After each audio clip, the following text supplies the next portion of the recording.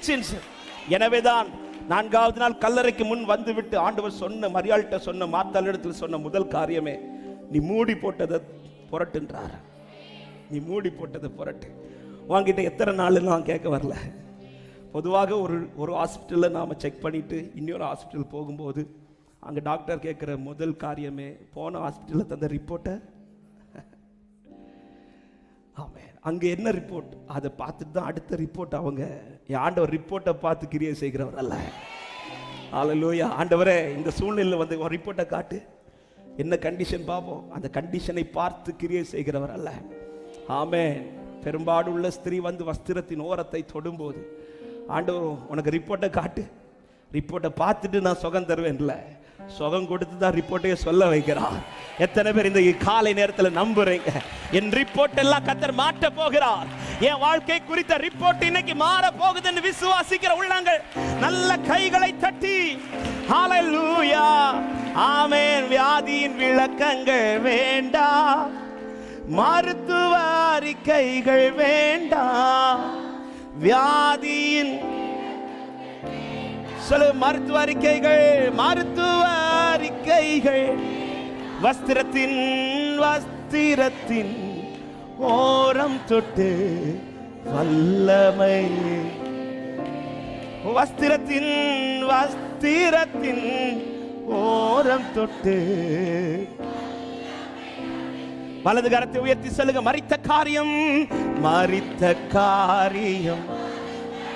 நம்பிக்கையோட இந்த வார்த்தை, முடிந்த வாழ்க்கை. ஆமென். மரித்த காரியம், ஓ முடிந்த. ஆமென். இந்த காலையில இந்த வார்த்தை தான் ஆகாரை குறித்து சொல்லும் போது ஆதியாகமம் 21வது அதிகாரத்தில் 16வது வசனத்திலே ஆகார் சொல்லுகிறார், பிள்ளை சாகிறதை நான் பார்க்க மாட்டேன் என்று. சில இனி இந்த காரியம் முடிய போகுது, இனி நான் இதை பார்க்க மாட்டேன், இதை நான் இனி கேட்கவும் மாட்டேன். முடிஞ்சதாகவே இருக்கட்டும், முடிஞ்சதாகவே இருக்கட்டும். அந்த காரியத்தை அப்படியே ஓரமாக ஒதுக்கி வச்சுட்டு இன்னொரு ஓரத்தில் வந்து அழுகிறாள். இந்த அழுகை என்பது முடிந்தது துவங்க வேண்டும் என்கிற அழுகை அல்ல, முடிஞ்சிச்சுங்கிற ஒரு அழுகை. சாகிறதை பார்க்க மாட்டேன். அப்போ ஆகாருக்கு ஒரு காரியம் கன்ஃபார்ம் ஆயிடுச்சு. இனி இந்த காரியத்தை நான் பாதுகாக்கிறதுனாலையோ ஏங்கிறதுனாலையோ இது நிறைவேறுங்கிற நம்பிக்கைனாலே எந்த யூஸும் கிடையாது.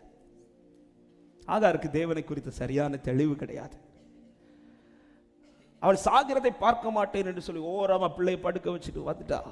இனி இந்த கண்ணுக்கு அது தெரியாது, ஒதுக்கி வச்சுட்டு வந்த இடத்துல தான் வேதம் சொல்லுகிறது, தேவன் 19வது வசனம், தேவன் அவளுடைய கண்களை திறந்தார். 20வது வசனம், தேவன் பிள்ளையுடனே இருந்தார், அவன் வளர்ந்தான் என்று சொல்லப்படுகிறது. பார்க்க மாட்டேன், சாகிறதை பார்க்க மாட்டேன்னு சொல்லி கண்ணை மூடினவளை கண்ணை திறக்க வச்சு எது சாகும் நினைச்சாலோ அதை அதே கண்களுக்கு முன்பாய் கர்த்தர் வளர பண்ணினார். எத்தனை பேர் இந்த காலை நேரத்தில் இந்த வார்த்தையை நம்புகிறீர்கள்? எது என் கண்ணுக்கு முன்னாடி இனி பார்க்க மாட்டேன் என்று நினைக்கிறேனோ அதையெல்லாம் கர்த்தர் திரும்ப என் கண்களுக்கு காண்பிக்க போகிறார் என்று விசுவாசிக்கிற உள்ளங்கள் நல்ல கைகளை தட்டி ஹல்லேலூயா. ஆமென்.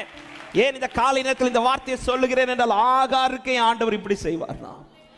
ஆமென். இஸ்மவேல் வளர்வது என்பது தேவனுக்கு பிரியமாய் அல்ல, அவன் வளரப்போவது. அவன் தேவனுக்கு பிரியமில்லாத பாதையில் தான் போக போகிறான். அப்படிப்பட்டவனையே அவன் சாக போனவனை ஆகார் கண்ணுக்கு முன்னாடி ஆண்டவர் வளர விடுவாராண்டா.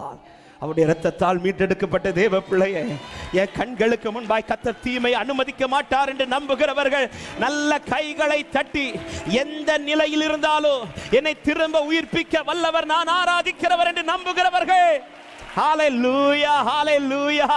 மரித்த காரியம் மறுபடி துவங்கும், முடிந்த வாழ்க்கை. இந்த வார்த்தை சொல்லுங்க. ஆமென். மரித்த காரியம், ஓ முடிந்த வாழ்க்கை. ஒரு விஷயம் கூட, மரித்த காரியம், மரித்த காரியம், ஜீசஸ் முடிந்த வாழ்க்கை.